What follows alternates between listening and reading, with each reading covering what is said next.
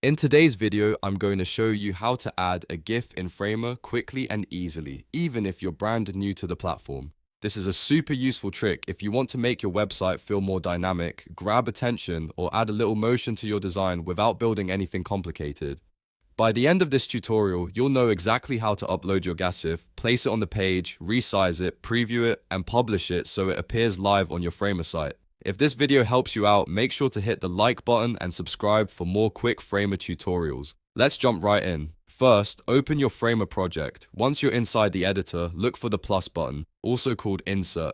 Click that, and this will open the Elements menu where you can add different types of content to your page. From here, select Image. Even though we're adding a GIF, Framer handles it through the image element, so this is the correct place to start. After choosing image, drag it onto the page where you want the GIF to appear. You can place it in a section, inside a layout, or anywhere else that fits your design. Once it's on the page, make sure the image element is selected. This is important because the upload options will appear in the right-hand panel only when the element is active. Now go to the right panel and click Upload. A file picker will open, and this is where you choose your GIF file from your computer. Select the GIF you want to use, then confirm the upload. Framer will bring the file into your project and place it into the image container. If your GIF is animated, it should keep its motion after upload, which is exactly what we want. Next, take a moment to resize and position the GIF properly. You can click and drag the corners to make it larger or smaller, and you can move it around until it fits your layout perfectly. If the GIF looks cropped or too small, adjust the size until it displays the way you want.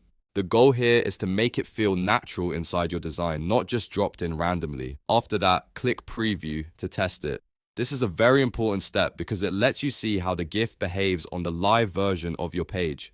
In most cases, the GIF should animate automatically as soon as the preview loads. If it doesn't look right, go back and check the file, the size, and the placement before publishing. Once everything looks good, click Publish to apply the changes to your live site. That makes your GIF visible to visitors exactly how you set it up in Framer. And that's really all there is to it. Open the project, insert an image element, upload your GIF, adjust the size and position, preview it, and then publish. If you found this tutorial helpful, please give it a like and subscribe to the channel. It really helps support the content and tells me to keep making more Framer guides like this one.